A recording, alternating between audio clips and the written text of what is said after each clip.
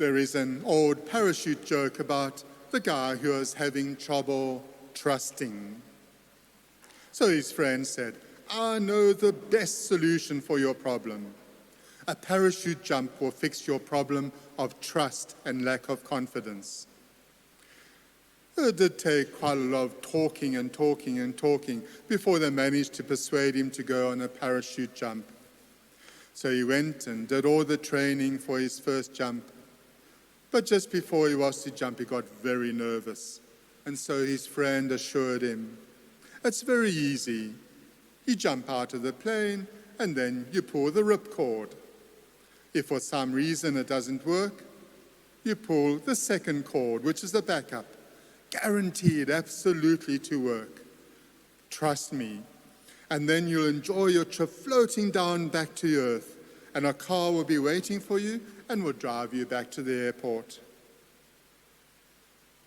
So they took off in the plane, and the guy jumped out of the plane, and he pulled the ripcord, and nothing happened. "Oh no," he thought. "Okay, I'll have to pull the backup cord." He did, and nothing happened. And now he was plummeting down to Earth. And he said to himself, "Oh no, and I bet the car won't be there either."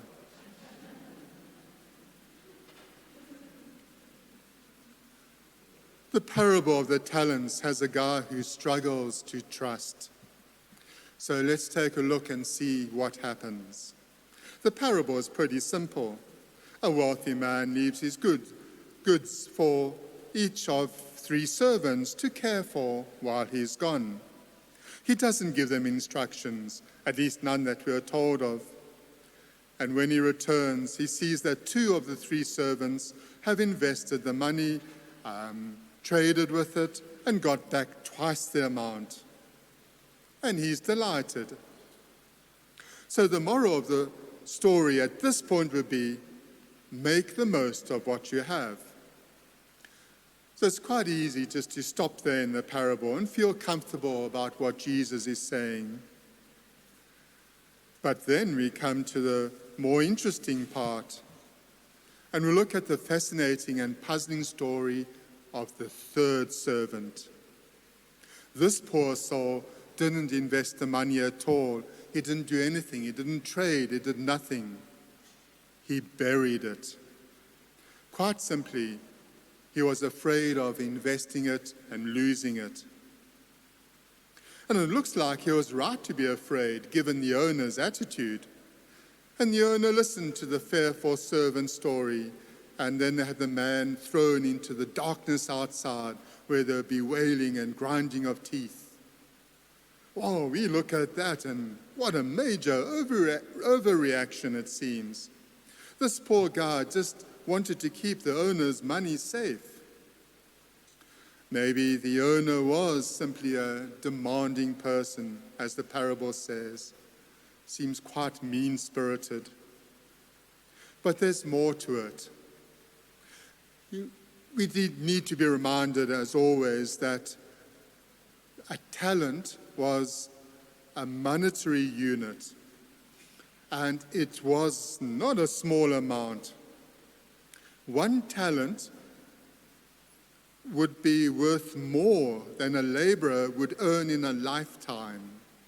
That's how much a talent of money was. Imagine 1,000 gold coins, real gold coins. That kind of gives an indication of how much money a talent was. And the owner entrusted a lot more than just money to the servants. He left them all of his possessions, everything he had. So he took a great risk, and he wanted them to do the same, and not to leave the investment just moldering somewhere. Okay, so now we need to make a switch. Assume the parable is about God. Maybe God entrusts an even greater amount to you and to me. Think of life. Think of abilities. Think of the gift of love, the living, breathing human beings around us, and every so often, real and open acts of unselfish love. God gives all of this free of charge. God gives to us our own lives with all of their rewards and catastrophes. And he says to us, dive into life, live it, have your life, make what you can with it, because you are my beloved. That's wonderful.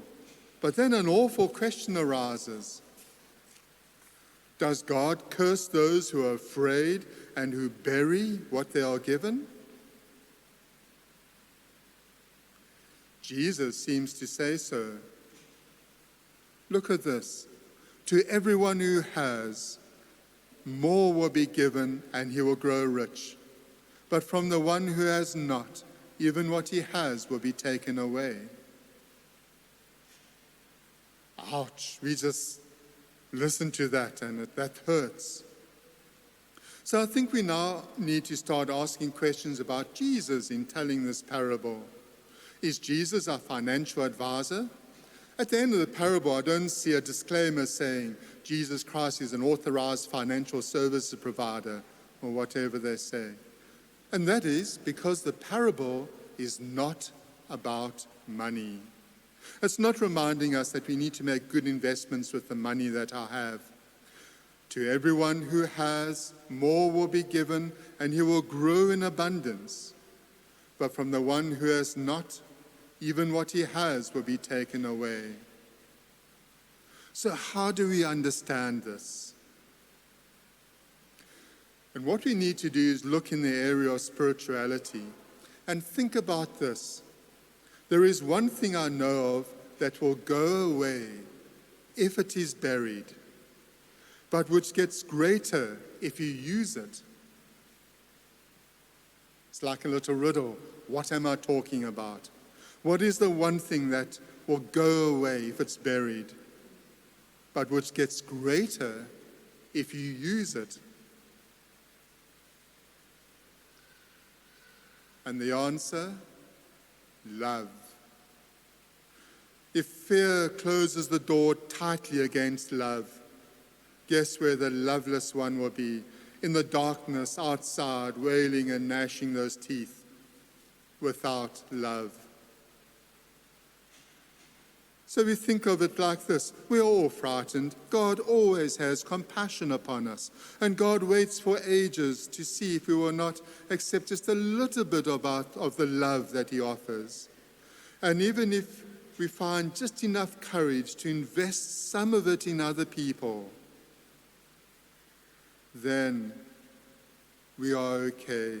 God is often disappointed in this risk that he takes. And I'm sure he says, oh no, not again, when we fail to love. But this is the disappointment of someone who loves us very, very much. And so the parable is reminding us, telling us, urging us, let love in, because love can cast out all fear.